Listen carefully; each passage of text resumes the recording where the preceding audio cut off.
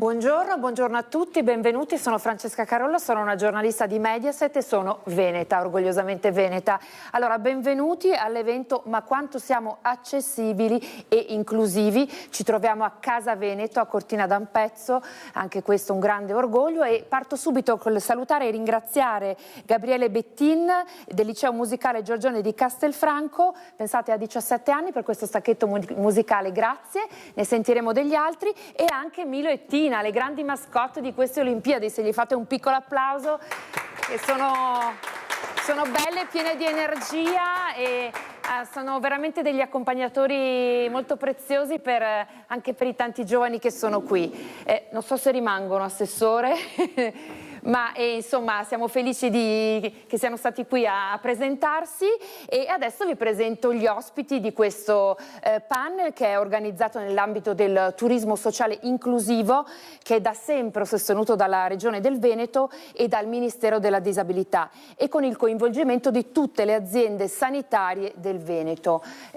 quindi insomma 3 componenti davvero importanti. E allora vi presento subito gli ospiti, che sono il dottor Giuseppe Fasiol, commissario straordinario per le Paralimpiadi, benvenuto. Grazie, buongiorno a tutti. E poi Luca Spavanetto, vicepresidente della Regione Veneto con delega al turismo, benvenuto. Buongiorno a tutti. Assessore e vicepresidente, e complimenti perché è insomma una nuova nomina importante, poi ce ne parlerà. E benvenuto al generale di Stato Maggiore della Difesa, quinto reparto, Eugenio Martis, benvenuto. Sì. Generale, che rappresenta il gruppo paralimpico dell'Esercito.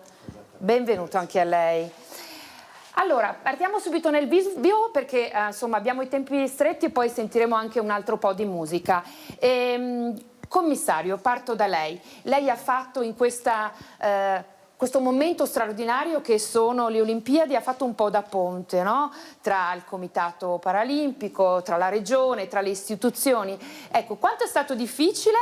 e che cosa ha fatto per rendere tutto ciò ovviamente inclusivo? È stato difficile, ed è difficile perché l'evento non si è ancora concluso, quindi siamo nel pieno dell'evento paralimpico. Devo dire che gli ultimi mesi, da ottobre in qua, sono stati veramente molto intensi, e come lei giustamente ha detto, il mio ruolo è stato quello di coordinamento di tanti soggetti, perché organizzare un evento così complesso come le Paralimpiadi, così come le Olimpiadi, comporta la necessità che ci siano tanti soggetti in gioco.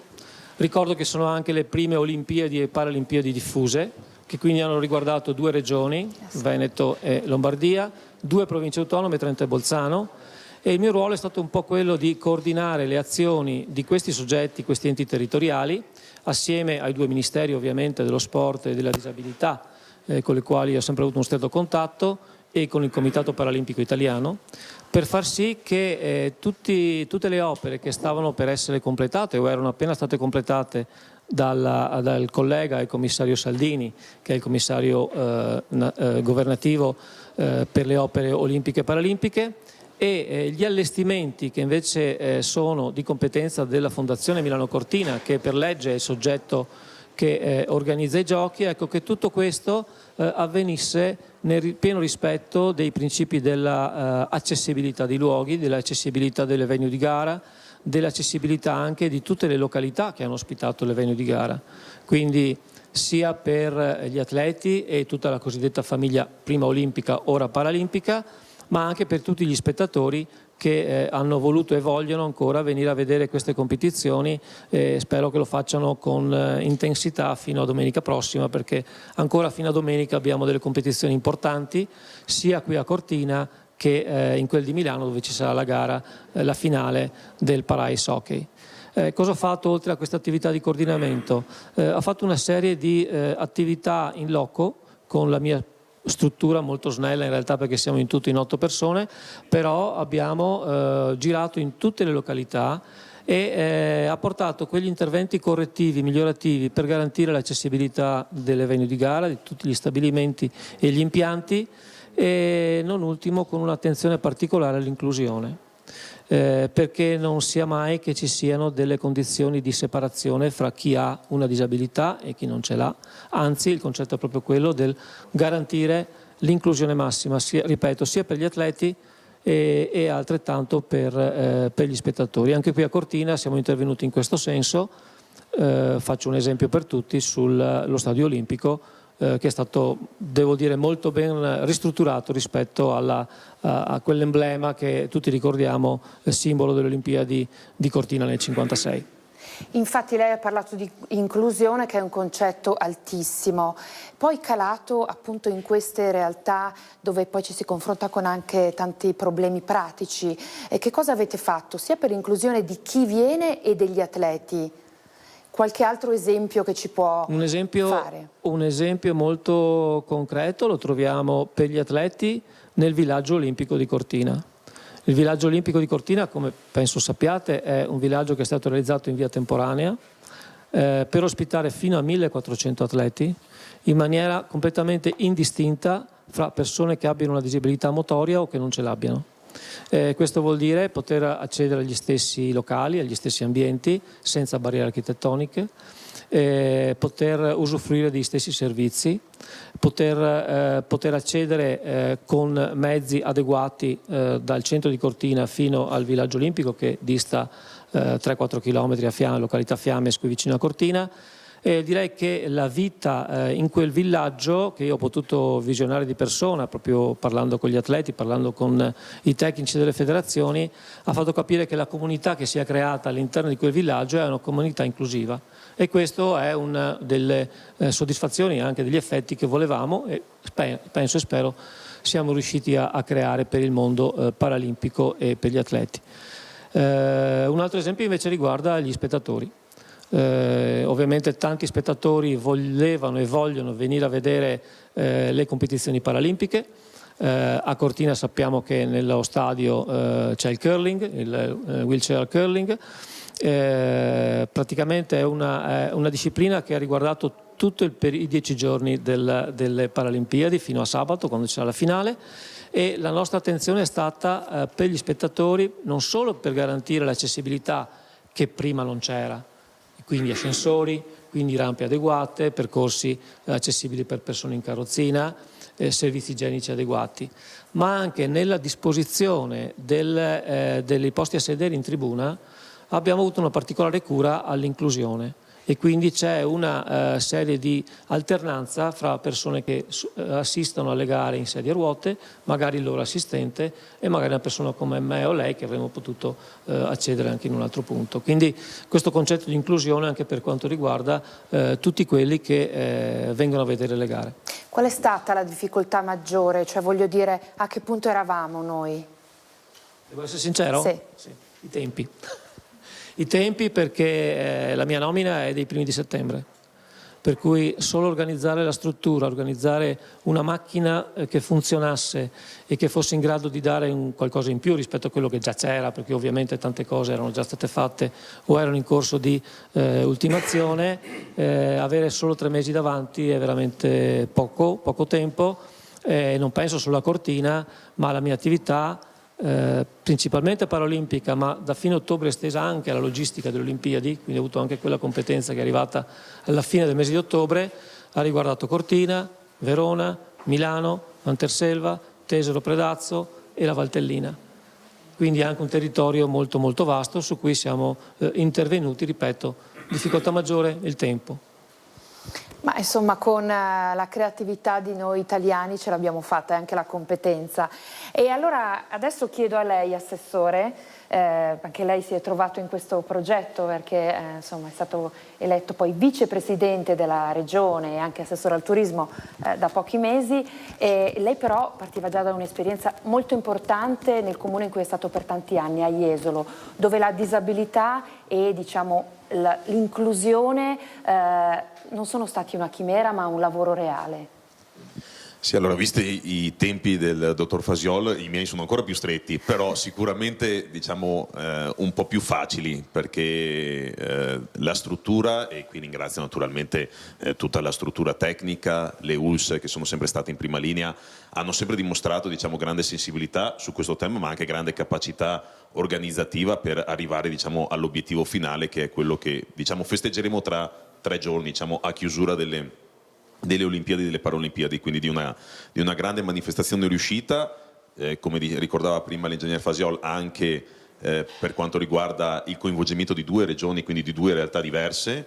Però noi naturalmente in questo momento siamo in Veneto, siamo a Casa Veneto, quindi parliamo di questa realtà, e Cortina d'Ampezzo dopo 70 anni ha saputo dimostrare ancora una volta di saper far fronte ad una manifestazione enorme, e io lo dico sempre per chi naturalmente non ha potuto visitarla ma ha visto le Olimpiadi alla televisione, in una realtà molto più piccola di quella che è insomma la capitale del nord, Milano, piuttosto che tante altre realtà più accessibili, più comode, ecco, sotto questo punto di vista.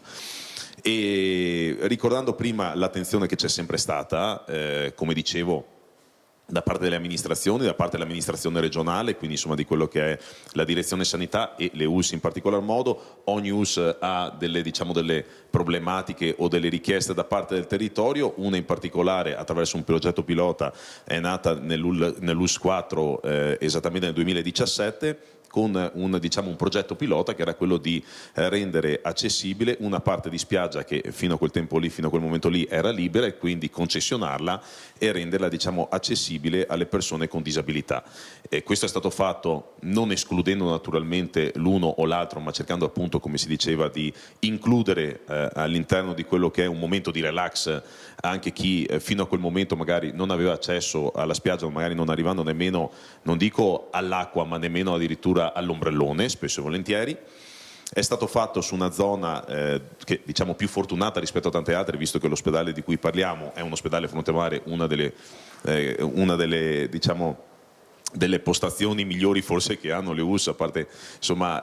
altri bellissimi lidi, però ha avuto l'opportunità proprio per l'accessibilità anche con le auto per arrivare diciamo al luogo in maniera molto più agevole. Questo però non è stato solo un progetto fine a se stesso, ma è stato l'inizio anche di un progetto diciamo più ampio, fatto di sensibilità spesso e volentieri, perché appunto appoggiato dalle amministrazioni poi si è spostato anche su altre spiagge, ma soprattutto anche dalla parte degli operatori del settore privato, e quindi chi ha in concessione le spiagge in questo momento, che hanno iniziato a lavorare su questo tema, non solo sulla richiesta che magari già avevano storicamente, qualche stabilimento balneare magari aveva già diciamo iniziato un percorso perché c'erano delle richieste insomma magari da qualche cliente diciamo più storico, ma anche chi voleva dare un'offerta diversa, ma soprattutto rendere accessibile anche il proprio stabilimento. E quindi noi abbiamo la possibilità di arrivare con le carrozzine a ruote fino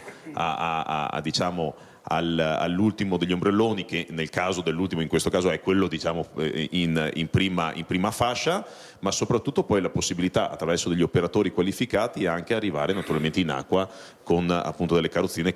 che sono diciamo strutturate per fare questo, insomma poter camminare sulla sabbia. E questo penso che sia diciamo il massimo dell'inclusione per chi decide di passare una giornata in relax senza essere differente dagli altri. Questa cosa qui, come dicevo, non si è solo spostata sulle spiagge e quindi diciamo sulla battigia, ma poi è una consapevolezza di un settore del turismo, degli operatori del turismo, che va ben oltre e che quindi poi inizia ad adeguarsi su tutte le sue strutture, non solo a quello che la legge gli ha imposto, ma a quello anche che il mercato naturalmente richiede. E quindi penso che sia una forma di sensibilità, ma un lavoro tra quello che è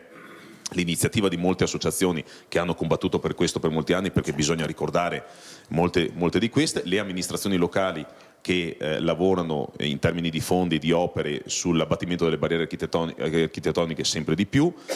quando si parla anche di mobilità sostenibile, di tutte quelle agevolazioni insomma, che vengono fatte, le amministrazioni sono molto attente a questo e bisogna anche riconoscerlo. Poi non si parla solo di quello, si parla anche di trasporto. Chi vive magari in una località turistica per qualche giornata diciamo di relax non solo va in spiaggia, ma cerca un ristorante che sia accessibile, cerca un albergo che sia accessibile, ma poi se vuole spostarsi cerca anche un mezzo di trasporto pubblico che sia accessibile. Qui ci sono magari i servizi di NCC, i taxi, ma il trasporto pubblico locale con diciamo una buona parte dei pullman che sono adeguati a questo, e quindi alla salita e alla discesa delle persone che hanno disabilità. E penso che questo sia insomma l'inizio di un percorso nato nel 2017 che continua ad andare avanti, ma che non ragioni più sull'abbattimento di barriere, ma che ragioni appunto, come si diceva prima, in un messaggio che è quello di includere a 360 gradi chiunque voglia passare anche solo una notte nelle nostre località, e in questo caso non solo quelle balneari da dove è partito il progetto, ma dalla spiaggia alla montagna, anche perché se io devo ricordare un dato in questo momento, abbiamo festeggiato da pochi giorni, diciamo, alla Borsa Internazionale del Turismo, permettetemi questa digressione su questo dato, le 74 milioni di presenze, i 22 milioni di arrivi, e quindi proviamo a pensare all'interno di questi numeri quante persone con disabilità fisiche o anche più leggere a volte hanno potuto usufruire dei nostri territori, ma questo, essendo la prima regione turistica in Italia, non ci fa naturalmente demordere, ma continueremo su questa attività. D'altronde mi pare che il turismo in Italia valga, qualcuno dice il 13, qualcuno dice il 17% del PIL, comunque insomma un numero molto molto alto, e il Veneto, appunto, come lei diceva, è forse la regione più turistica, con più presenze. E però questo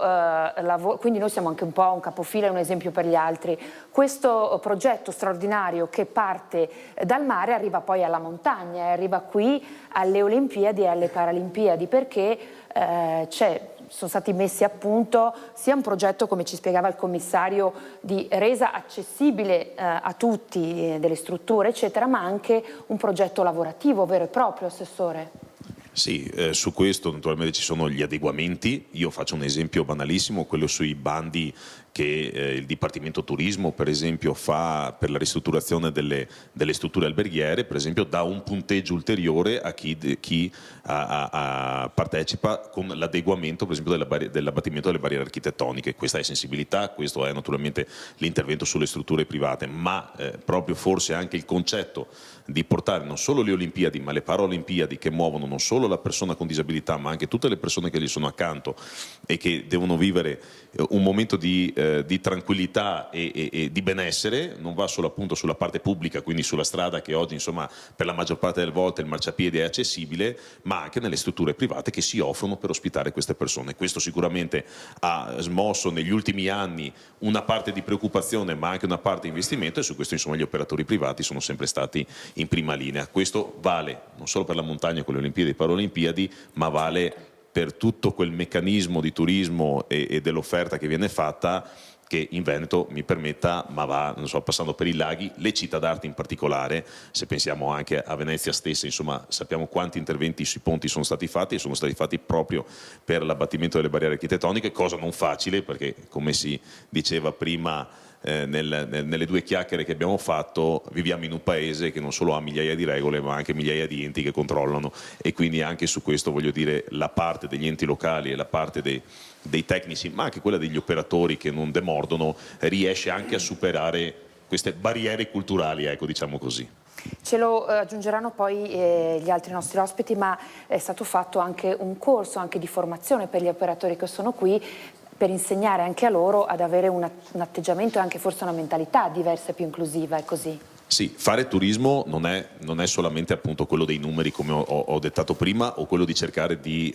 attrarre persone che possano venire a visitare i nostri luoghi, ma è anche quello di formare sempre di più, perché il turismo oggi come oggi è un turismo che ha delle pretese, quindi non si vende solo, diciamo, la bellezza delle Dolomiti fine a se stessa, piuttosto che il mare, piuttosto che la bellezza del lago di Garda, adesso per prendere, o quella dei vigneti delle colline di Conegliano Valdobbiadene, ma noi vendiamo un servizio e soprattutto un termine che utilizziamo spesso, che è quello dell'ospitalità. L'ospitalità viene fatta con il sorriso, l'ospitalità viene fatta con la preparazione della lingua, l'ospitalità viene fatta anche con il rispetto, e il rispetto va sulla base della formazione delle persone che sono lì, diciamo, ad attendere l'ospite in questo caso. E quindi su questo Regione Veneto, attraverso naturalmente diciamo gli assessorati della sanità e del sociale, ma anche quello del turismo, ha trovato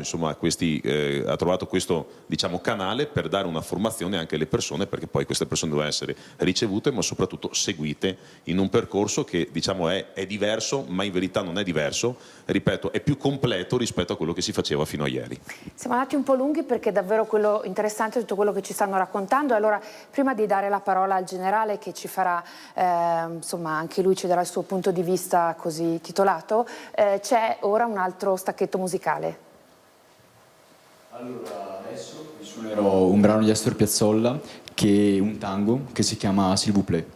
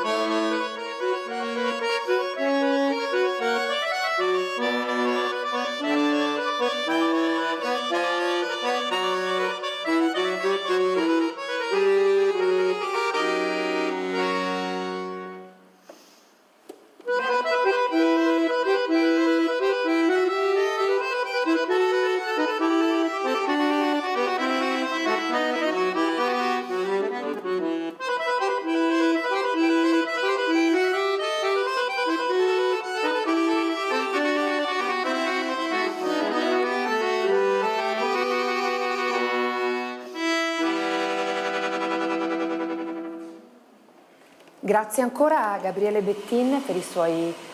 intermezzi musicali. E allora adesso torniamo al nostro evento Ma quanto siamo accessivi e inclusivi, domanda generale che farò a lei, ma prima la ripresento Eugenio Martis, generale dello Stato Maggiore della Difesa. Lei rappresenta il gruppo paralimpico dell'Esercito. Allora, questi atleti, questo nostro orgoglio, quanti sono qui e come stanno andando, generale? Direi che stanno andando abbastanza bene, sono in 8 ragazzi che hanno già vinto tanto nella loro carriera. Adesso abbiamo vinto una medaglia d'oro, una medaglia d'argento, speriamo che non sia il termine. Relativamente all'orgoglio, qua mi apre a un fiume di parole che potrebbe essere interminabile, quindi cercherò di essere sintetico. Il nostro gruppo, che nasce inizialmente come un tentativo di recuperare sia psicologicamente che fisicamente dei militari che avevano subito delle menomazioni in varie situazioni, e poi però si allarga come orizzonti. Da quel momento il gruppo è cresciuto sempre, i risultati sono aumentati, ma abbiamo incrementato il personale presente attingendo un pochino da tutte le risorse che potevano arrivare sia dagli stessi civili già appartenenti alla difesa, ma anche da atleti che già facevano l'atleta nella loro vita normale. Adesso abbiamo un bel gruppo che ha quasi 100 unità. Gruppo che partecipa fondamentalmente a tutte le competizioni, e siccome l'obiettivo non è rimasto solo quello che tradizionalmente si associa a un gruppo sportivo, quello di vincere delle medaglie, vincere competizioni e migliorare sempre le performance, ci siamo dati altri due gruppi, uno che rientra proprio quello di lanciare e supportare in tutte le varie forme l'inclusività, e quindi ovviamente questo si porta appresso anche una spinta nel cercare di rendere accessibili tutti i luoghi, e l'altro è anche quello di esportare un modello che riteniamo vincente. Potrei raccontare tanti piccoli episodi, però il discorso di questa capacità di essere visti e apprezzati per il comportamento soprattutto che hanno i ragazzi, quindi al di là di quello che viene fatto all'esterno in ambito difesa per essere sempre meglio, questi ragazzi riescono a attirare molta attenzione non solamente all'interno, sia dal ministro al sottosegretario, ma tutti i componenti della difesa dedicano tantissimo tempo sia per convinzione ma anche per un affetto che nasce con questi ragazzi, e quindi ovviamente ci inorgoglisce il vedere non solo i risultati ma anche quanto ce li richiedono in giro. Andiamo spesso nelle scuole a fare delle testimonianze, ce li chiedono in trasmissioni, partecipano a eventi di qualsiasi genere, non sto qui a elencarli perché sennò sarebbe troppo lungo, però ce li abbiamo sempre impegnati, e questo poi è anche un'altra forma per essere positivi, per trasmettere, per portare esperienze e per piacere sempre di più, e questa è una cosa che ovviamente ci piace. Nel discorso dell'inclusività... Cioè lei ne ha fatte già di Olimpiadi, Paralimpiadi con i suoi ragazzi, Allora, quindi ha anche un metro di paragone. Come stiamo andando noi italiani? Siamo inclusivi, le strutture ci sono? Qui non vorrei che qualcuno poi mi odiasse, io direi che sta andando benissimo, però siccome mancano 2 giorni mi consigliano di non dirlo troppo a voce alta, quindi facendo dei paragoni con il passato, non citiamo il paese, l'ultimo che c'è stato prima dell'Italia, noterei un forte miglioramento. Speriamo che possa essere ripetuto anche in questi ultimi 2 giorni. Poi mi permetto, se non vado un po' troppo fuori tema, di fare i complimenti alla Regione Veneto. Vedendo e potendo andare in tutte le regioni, ritengo che la Regione Veneto sia molto avanti. Sicuramente c'è qualcosa che dovrà fare anche la Regione Veneto, ma fino ad oggi penso che abbia fatto sicuramente un bel lavoro. Noi veniamo in Veneto con il nostro gruppo a fare quello che noi chiamiamo il nostro raduno, un raduno sia sportivo ma soprattutto sociale. Lo passiamo in Veneto, nella cittadina di Jesolo, e ovviamente oltre a essere ospitati nel migliore dei modi, prendendo tutti i termini che ha usato l'assessore poc'anzi, quindi non solo come efficienza dei luoghi ma anche come approccio positivo, ospitale nel riceverci, ci scambiamo sempre delle giornate che trascorriamo insieme con la USL, in particolare la 4, con cui l'anno scorso abbiamo fatto un progetto specifico che era tutto rivolto all'inclusività, parlando poi anche di disabilità cognitive, dove la difficoltà si accresce ancora di più. Non hai forse la barriera architettonica che ti ferma, però hai tante necessità in più che non io ma chi ci capisce bene di queste cose saprebbe spiegare molto meglio, e quindi la Regione Veneto è stata capace di mettere in piedi un sistema che secondo me già è di alto livello, poi potrà essere migliorato. A noi sicuramente ci ha giovato, abbiamo scelto il Veneto, se posso dirlo avevamo scelto anche il Veneto per farci gli Invictus Games, quelle che possono essere delle sorte di Olimpiadi riservate a personale militare che ha riportato disabilità, no? Quindi questa è una definizione magari non correttissima, però sentito negli Stati Uniti. È molto sentito negli Stati Uniti, sicuramente anche molto in Inghilterra, visto che il principe Harry fu quello che l'ha lanciato, ma è molto sentito anche in Italia, ci tenevamo tutti, l'abbiamo lanciata. Secondo me avremmo sicuramente fatto una bella figura, forse sono ottimista, però confidavo sul fatto che avendo scelto il Veneto è un po' come dire mi piace vincere facile. Sapevo che lì avrei trovato, peraltro c'erano le Olimpiadi organizzate, quindi non sarebbe stato un problema riadattare in pochissime cose quella che era l'organizzazione delle Olimpiadi e quindi Paralimpiadi per quelle che erano le esigenze degli Invictus Games. Tra l'altro è presente qui anche il numero 2 della Fondazione Invictus Games, che dovrò incontrare prossimamente, a cui gli farò vedere che cosa si è perso, che gli avevo detto vieni in Veneto, te lo guardi, quindi non c'ho bisogno di spiegarti più di tanto. Abbiamo prodotto un documento, ha portato a delle valutazioni, ovviamente c'erano nazioni che avevano iniziato il processo di selezione tempo prima e quindi probabilmente hanno ritenuto che fossero più avanti. non conoscono forse il sistema italico che ci permette di superare in poco tempo, e quindi io non sottolineerò il poco tempo che abbiamo avuto, perché in particolare la difesa è abituata a lavorare con poco tempo a disposizione ed è forse quell'elegante che consente alla nazione quindi di superare anche ulteriori difficoltà per le quali non c'era una preparazione iniziale. La difesa è e deve essere una risorsa per il Paese, così l'abbiamo impiegata, così siamo sempre a disposizione e non ci tireremo mai indietro. E quindi, tornando un po' agli Invictus Games, è un peccato non poter vedere questa organizzazione che ha sempre più seguito e che avrebbe, certo il Veneto non ha bisogno di turismo, quando parlavo con i vari rappresentanti mi parlavano di overtourism, quindi non era la necessità di portare turisti, però sarebbe stato un bel biglietto da visita per far vedere quanto l'Italia, e in particolare in questo caso sarebbe stato il Veneto, era stata capace di fare. Ogni quanti anni è, generale? Sono ogni 2 anni, peraltro non è sempre stato rispettato, un po' per il Covid, un po' per difficoltà a volte organizzative, quindi la prossima edizione sarà il 27, poi ci sarà il 29, noi concorrevamo per il 29 e verosimilmente concorreremo per il 31, però forse sono troppi anni per riproporre un MVP, perché sono giochi che sono stati fatti principalmente, chiamiamoli terrestri, su pianura, intendendo che in montagna sono stati fatti pochi. La prima edizione è stata fatta con giochi invernali, è stata fatta in Canada, ma forse sono un po' troppo presuntuoso, non penso che potessero sciorinare quello che il Veneto poteva fare, poi mettendoci insieme Venezia, Padova, Jesolo stesso, avremmo creato un ambiente circostante a questi giochi spettacolare. Vabbè, comunque, allora, candidandoci per il 31, generale, facciamo spiegare al commissario una cosa che poi lei racconterà questa sera quando incontrerà la vicepresidente degli Invictus Games, perché qui a Cortina in particolare sono stati messi a punto 2 progetti che mi sono sembrati molto importanti, commissario. Il primo riguarda questi ragazzi che sono venuti a lavorare qui e di cui appunto le chiedo di raccontarci, e anche il secondo di questa stanza della quiete, non so se dico bene, e anche quello mi ha colpito molto, se ci può spiegare di cosa si tratta. Sì, si tratta di 2 esempi veramente di miglioramento dell'accessibilità e di inclusione. Per quanto riguarda il primo, l'ULSS 4 è stata protagonista di questo progetto che ha coinvolto una trentina di ragazzi che sono qui a Cortina in questo periodo.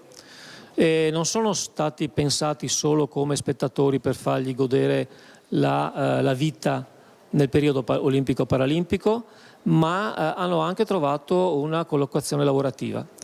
all'interno del villaggio olimpico che ho citato prima e si sono sentiti quindi anche attivi e protagonisti. Hanno lavorato di supporto alle strutture organizzative del villaggio,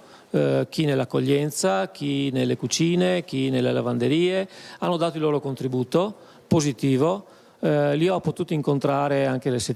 durante questa settimana, veramente soddisfatti anche dell'accoglienza che hanno avuto da parte sia della comunità di Cortina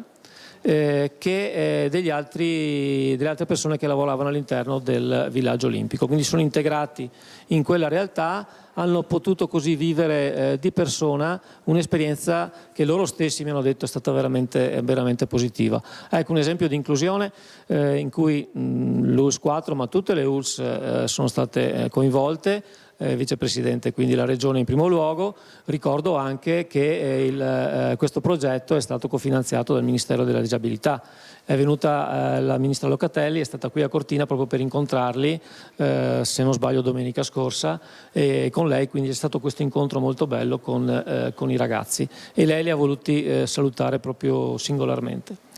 Per quanto riguarda l'altra questione che diceva lei, che magari non tutti sanno, è molto interessante, ma dobbiamo fare i conti con disabilità che possono riguardare diversi aspetti. Principalmente noi quando parliamo di disabilità pensiamo alla persona in sedia a ruote, quindi con una disabilità motoria, però non è l'unica, lo sappiamo. C'è una disabilità legata all'ipoacusia, quindi a chi è sordo, dei non vedenti o degli ipovedenti, e c'è una disabilità legata anche a chi ha dei problemi cognitivi e di sensibilità.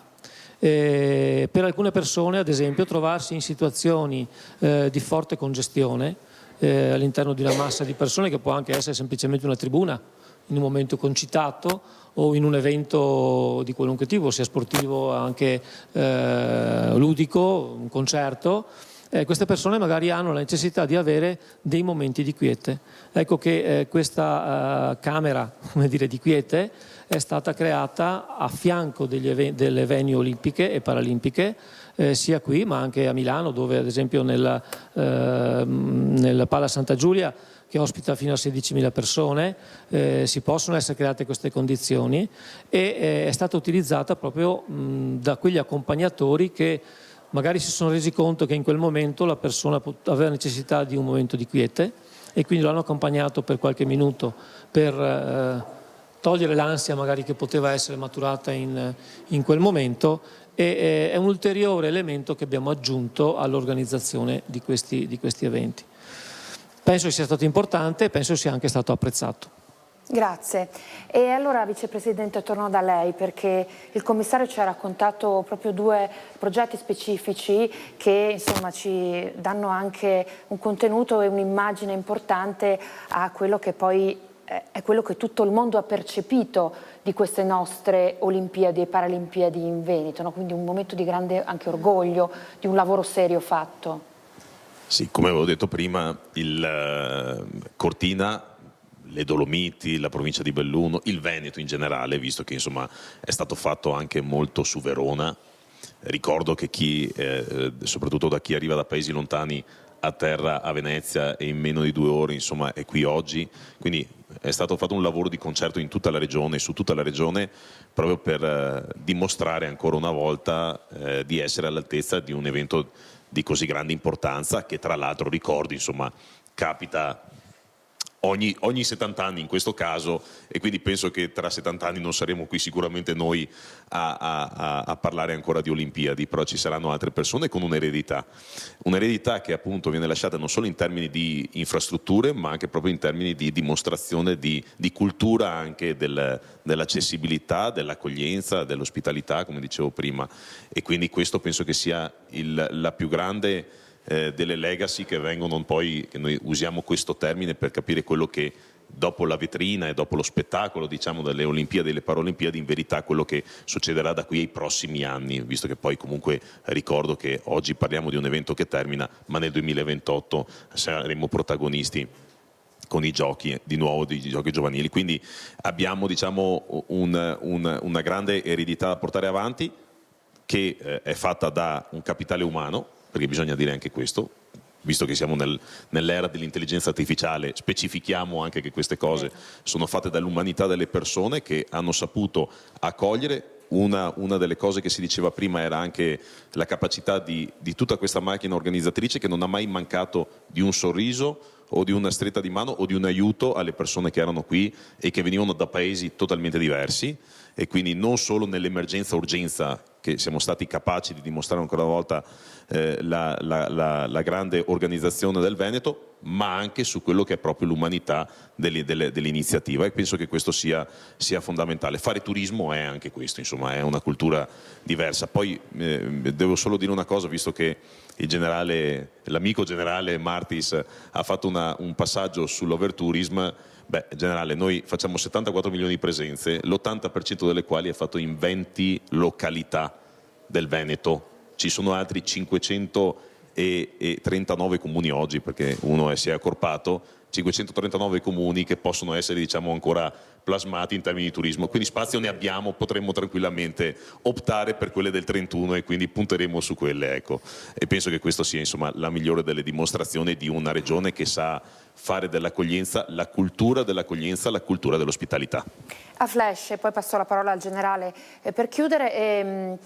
come possiamo diventare ancora più accessibili? Lei cosa vuole fare? Siamo stati bravi, ma adesso guardiamo avanti. Ma allora, le infrastrutture, diciamo, sono sicuramente la parte più importante, però, come dicevo, la formazione del personale che opera nel settore del turismo, questo è una cosa che sicuramente è possibile fare e la stiamo già facendo. e continueremo a farla, quindi non fare quelle cose diciamo a spot, ma quei progetti di lungo respiro che poi diventano la normalità inteso come la possibilità di ripeterli ma soprattutto di formare. Dopodiché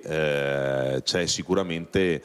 la possibilità di creare anche dei pacchetti proprio per tutte quelle persone non solo che hanno una disabilità, ma quelle persone che accompagnano le persone che hanno una disabilità, e quindi strutture che possono essere non solo accessibili per la persona, ma strutture che possono includere tutta quella fascia per dare anche diciamo, un'offerta turistica diversa che oggi è richiesta, perché comunque ci sono percentuali sui numeri che ho detto prima molto importanti e che devono essere valutati. Oggi, quando parliamo di numeri, quando parliamo di offerta turistica, oltre naturalmente alla valutazione di tutti quei progetti che possono essere fatti sulla formazione, sulle infrastrutture e tutto quello che può essere accessibilità, guardiamo i numeri, perché i numeri, se analizzati bene, parlano chiaro di chi si muove a questo mondo, di chi ha capacità di muoversi e di chi ha richieste particolari per muoversi. Quindi penso che insomma, sul Veneto questo potremmo essere protagonisti. Grazie Vicepresidente Generale, faccio chiudere lei che insomma, sta con questi grandi atleti paralimpici e quindi è più vicino magari di noi a queste disabilità. Che cosa manca ancora? Che pezzo dobbiamo fare? Ma io ritengo che quello che diceva l'assessore sia forse la parte fondamentale. Ancora c'è qualcosa su cui si deve lavorare nel formare le persone, nel diffondere meglio la cultura della non necessità di escludere, e quindi l'inclusione assume diversi significati, no? Quello che noi pensiamo è facciamo fare alle persone con disabilità le stesse cose che facciamo noi, però è anche il come le possono fare, con chi le fanno, con gli sguardi delle persone, e deve essere sempre più smooth il passaggio e l'attività che viene fatta. Le faccio un esempio: noi giochiamo a paddle e il paddle si è sforzato di trovare delle regole che potessero consentire di giocare la persona senza disabilità con la persona con disabilità, e con un singolo rimbalzo in più si riesce a giocare insieme, cosa fenomenale. Ho partecipato anch'io, i risultati non sono stati eccezionali, mi sono beccato il cazziatone del mio collega che poverino era amputato a entrambe le gambe e comunque giocava a paddle sulle protesi, che non è una cosa facile. E quindi la cosa bella appunto è se queste cose possono avvenire senza che ci sia bisogno di un'organizzazione a monte. Cioè se io e lei andiamo a giocare a paddle non pensiamo a nient'altro che a prendere la racchetta e prenotare il campo. Ecco, invece in questo momento ancora si deve fare una verifica, ma posso entrare, non posso entrare, chi c'è, chi non c'è, insomma tutte queste cose qui. Quindi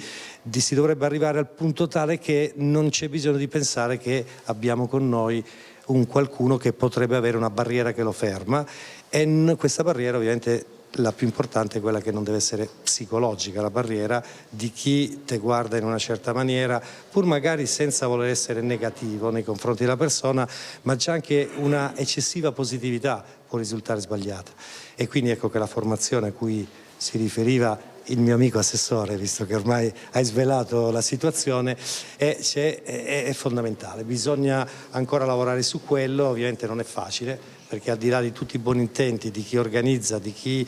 ci mette i soldi per fare le cose, ci vuole anche la volontà di chi vuole recepirle per arrivare al grande risultato. Non so se ho risposto in pieno. Quindi più barriere psicologiche che fisiche ci sono? Al momento sì, anche se devo dire che mi sto riferendo principalmente al Veneto in questo momento, che è anche la regione che conosco meglio, avendola, passate il termine, sfruttata per fare delle attività,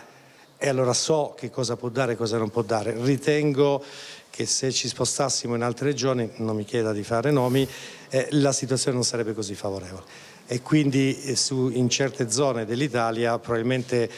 c'è molto più da lavorare e investire per trasformare e per rimuovere tutte queste barriere architettoniche. Ovviamente ci vuole il tempo, ci vogliono i soldi, ma quello che mi fa un po' più specie a volte è che non sono i soldi l'elemento più frenante. Sicuramente servono, però a volte è la volontà, la capacità organizzativa e la tenacia nell'arrivare a quei risultati. L'Italia è un paese difficile, abbiamo la stessa natura rende le cose più difficili, hanno tutti sottolineato la necessità di coordinamento, ma la semplice natura, quanto è stato più complicato farle qui in questi posti bellissimi, ma con tutte queste valli che ti separano, e se sei a 500 metri di distanza però potrebbe volerci mezz'ora per arrivare. Insomma, tutte queste cose vanno tenute in considerazione. Ovviamente la procedura, la burocrazia va tenuta in considerazione, ma con la tenacia e la volontà si arriva al risultato. Ecco, il Veneto l'ha dimostrato secondo me molto bene, ci sono tante altre regioni che l'hanno fatto, forse alcune hanno bisogno di trovare stimoli maggiori per superare questa carenza, questo deficit per la rimozione delle barriere. Non so quanti minuti ho ancora. 5 minuti, e allora Flash faccio la stessa domanda al commissario e al vicepresidente, perché entrambi hanno un'esperienza in questo tema. Sono di più le barriere psicologiche o quelle, diciamo, architettoniche su cui dobbiamo lavorare? Allora, sulle barriere architettoniche stiamo lavorando e stiamo veramente facendo passi in avanti.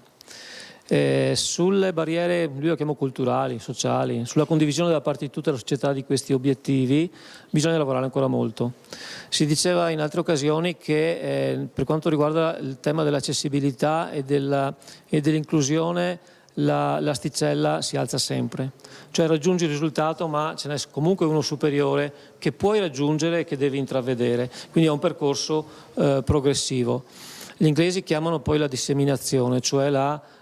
condivisione e poter portare a un ambito sempre più vasto questi concetti. È quello che dobbiamo fare,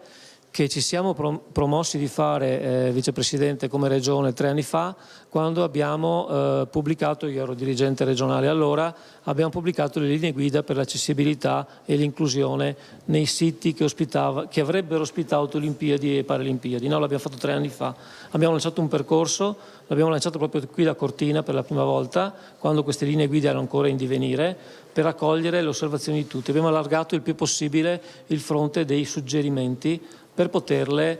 fare al meglio. Devo dire che anche dal punto di vista culturale questo elemento è servito molto, perché lo abbiamo messo a disposizione di Fondazione Milano Cortina, della Società Infrastrutture Milano Cortina che realizzava le opere, e quindi è stato uno strumento di cultura che è stato diffuso a livello territoriale. E voglio ricordare in chiusura, perché c'è poco tempo, solo il sottotitolo di quelle linee, che è stato: se vogliamo essere davvero accessibili ed inclusivi dobbiamo iniziare a sognarlo, perché è un sogno che mano a mano si potrà realizzare. Grazie commissario, faccio chiudere lei che è vicepresidente della Regione del Veneto, che è anche il padrone di casa. Sì, allora sicuramente c'è la parte della cultura, come si diceva, quindi del fatto che queste barriere architettoniche non sono architettoniche, ma spesso e volentieri sono, diciamo, culturali, e quindi su questo naturalmente si è iniziato già a lavorare da tempo. Il fatto che, come diceva l'ingegnere poco fa, il Veneto abbia fatto, diciamo, da linee guida anche per altre realtà ben più importanti, magari spesso e volentieri in termini istituzionali, vuol dire che effettivamente l'attenzione, ma la capacità anche di comprendere un territorio e volerlo far vivere a tutti, quel famoso sogno che diceva, non è solo appunto il sogno di abbattere barriere architettoniche, ma è la possibilità di far vivere un sogno, cioè quello di visitare il nostro Veneto a chiunque possa e voglia visitarlo, e quindi penso che questo sia, insomma, il primo degli obiettivi, e Regione Veneto su questo è in prima linea. Allora grazie all'assessore, al vicepresidente della Regione del Veneto con delega al turismo Luca Spavanetto, grazie a Giuseppe Fasioli, il commissario straordinario per le Paralimpiadi, e grazie ancora a Eugenio Martis, generale dello Stato Maggiore della Difesa. Grazie a tutti e chiudiamo con uno stacchetto musicale. Intanto volevo ringraziare di avermi fatto partecipare a questa trasmissione, e ora vi suonerò Soleil, che è un brano francese, jazz, composto dal fisarmonicista Richard Galliano.